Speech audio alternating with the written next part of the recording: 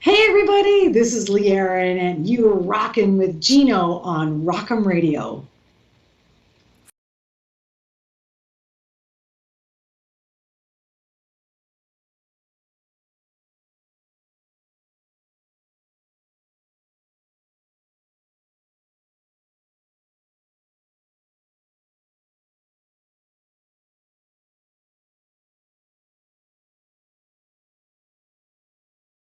Hi, Hey, Lee. How are my, you? uh, You look my little very well. background here. How's the day? It's good. It's been really, really crazy.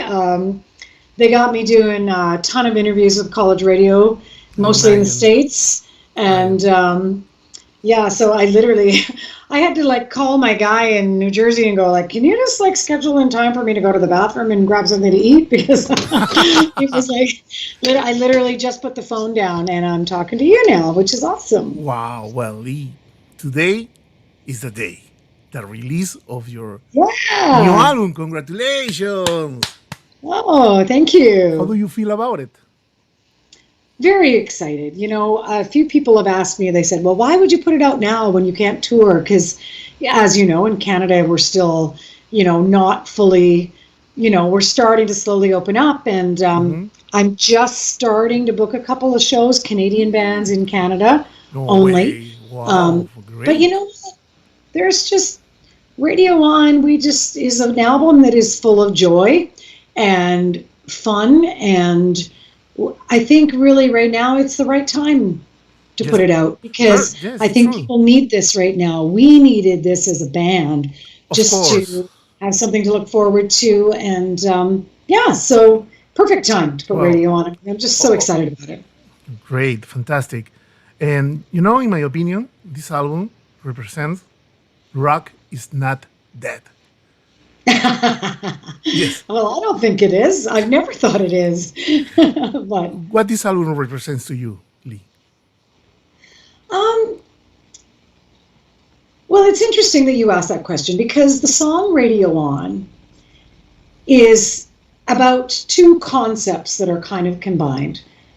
The beauty of old fashioned AOR radio when disc jockeys ruled the airwaves, when they could play a 10-minute song, when they had choice over what they could play, when a disc jockey could go, I love this band, I'm going to break this band, you know, Mm-hmm. when, because corporate radio is so regimented and controlled and It's true. it's like, oh, it's over 3 minutes and 40 seconds. It It is what it is. doesn't fit It's the true. format, right? So it's about that, those beautiful days of radio that we remember from when we were young. But it's also about Radio On is also about the concept of um, music. As human beings, obviously we are mortal. We are going to leave this world like so many of our rock stars have in the Yes. last decade. It's been a devastating decade for the death of some of our favorite artists, right? But their music is immortal and it's timeless. And music, that's what Radio On is about. It's about music. If you're going to go out strong. I want to die with the radio on because when you're gone, the music lives on.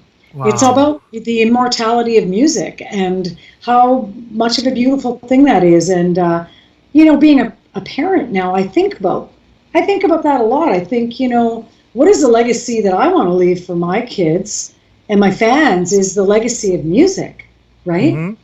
Um, Wow. because no Amazing. one gets out alive, The right? word timeless, I love that word, timeless.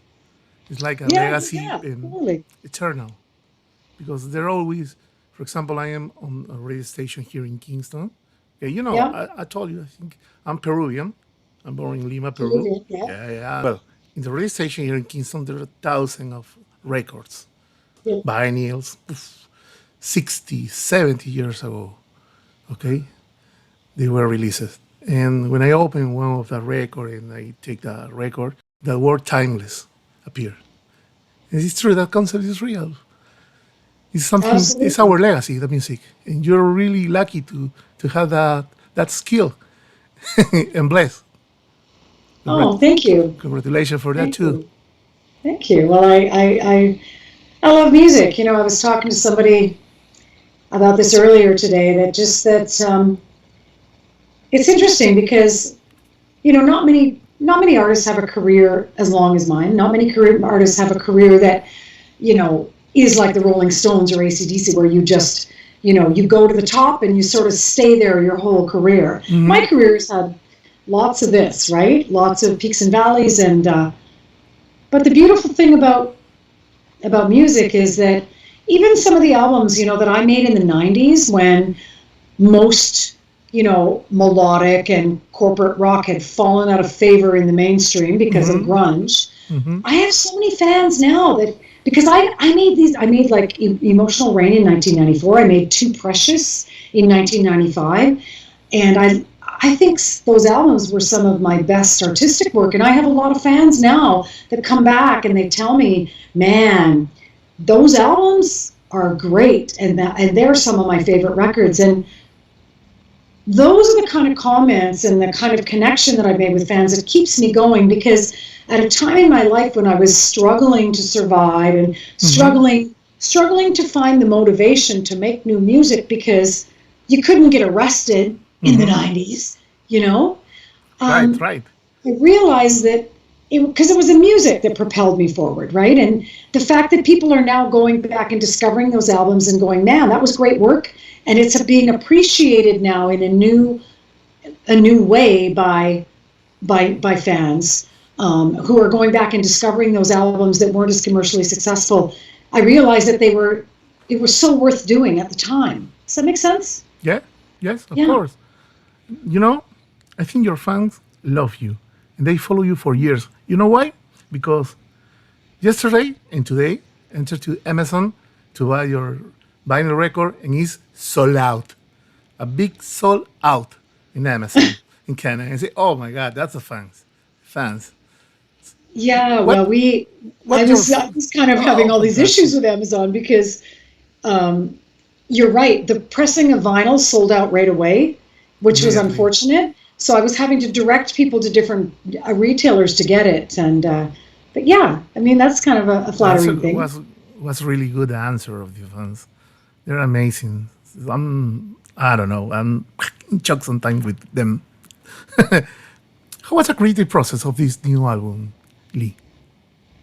The writing process. Well, you know, Fire and Gasoline and Diamond Baby Blues were kind of written by sending files back and forth, because our guitarist lives in Toronto, and so we're a bi-coastal band. But I knew this one thing. I knew that when we get into a room together, we have a magical chemistry together. And I really wanted to get us in the same room together. So I called our guitarist up and like, we got to get you here for writing. So put him on a plane, brought him out to Vancouver, and we woodshedded for a weekend. I said, bring your best 3 or 4 song ideas. And we worked them up as a band. And I was thinking originally maybe we would write, 4 or 5 new really cool songs. And we wrote Radio On. It was just like, wow, like we got an album, because everybody in the band is a good songwriter, and everybody's a good arranger, and everybody's a singer. So there you go. That's how we basically walked away from that weekend, and we had the absolute solid nuts and bolts of the Radio On record. All of the choruses were written. I took it away. I did a little more lyric and melodic refinement, but the basics of this album were 100% there. Wow. Who was the other members of the band, of the people who helped you in the creation of this record, Lee? So there's my husband, John Cody. He's a drummer. We've been together 20 years. John's played with multiple Canadian bands. He's super talented. He brings a magical drum thing to he doesn't play like any other drummer. That's why I love his playing so much. He's got a really unique style. So he brings his own special drum branding to our music. Wow. Dave Ryan, my bass player, has played with Canadian artist Barney Bentall, also Brian Adams. He's a great singer. He's a great songwriter. And Sean Kelly, I'm just wondering Sean Kelly's played with a lot of different Canadian bands. Most notably, you might remember him, he was Nelly Furtado's guitarist for quite a long time. He's also an author. He wrote a book about the Canadian rock scene. So I got some great guys in my band and the great songwriters, great arrangers, and it's a blessing to work with them. Perfect, perfect. Lee, what goals would you like to achieve with this new album? What goals would I like to achieve? Well, it's weird that you say that because everybody wants their albums to be commercially successful, obviously. Of course. But, for me as an artist, one of the weird things is because I think I haven't had the huge success in where everything comparatively is a failure, like a lot of ours, I'm kind of happy that, I'm kind of happy to have that modicum of success that I have in the real dedicated fans that I do have, because I think it's one of the things that's been able to give my career longevity and keep me going for this many years. I guess that more than anything at this point and stage of my career, I would like people to know that I'm a songwriter, a producer, and I would like respect. And back in the 80s and even early 90s, it wasn't easy for women. Still not easy for women rockers. And, back when I was marketed as a pinup girl in the 80s, because that's what the record companies did, I felt like I was constantly battling against, being taken seriously for my musicianship, right? People wondered, who wrote those hits for Lee? Or who, there was always who's the man behind the curtain making that girl a success? And it's like, well, hello, it's, I was writing songs like Metal Queen, songs that were feminist empowerment, Yes, and, well, I want people to, I guess more than anything, I want respect. Lee, what this record represents to you? That record to me, dealt with some really interesting themes, which a lot of people completely missed back in the 80s because I just became every 14-year-old boy's, ooh, I'm their metal queen, their girl rocker, the girl, the poster they're going to put on their wall, right? Right. Metal Queen was a statement of female empowerment. It was about women being able to hold their place in rock and roll music, carry the torch just as powerfully as men. It was about not being objectified as a sex object. There's a song called Steal Away Love, which was dealing with issues of the Me Too back then. So to me, Metal Queen was a very feminist record, but it wasn't perceived that way at the time, but it's always represented that to me. And I think it was the first record that empowered the women. Well, thank you. That's what it was. That was the intent. Lee, could you describe your favorite and least favorite part about being a musician? My favorite part is my favorite part of being a musician is the process of making the music. My favorite thing in the world is to be down in my studio and working on lyrics and cutting a new vocal track and making production calls on which elements of music I want in my recipe that's creating the song, and the whole process of starting just like an idea, like the song 21 was a concept I had about writing a nostalgic song about remembering being young and reflecting on how far we have come as people, right? Right.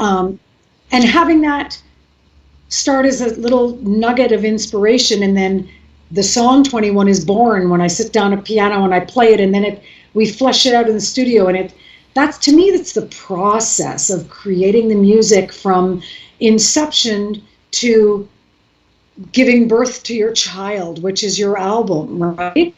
That's the part that I love.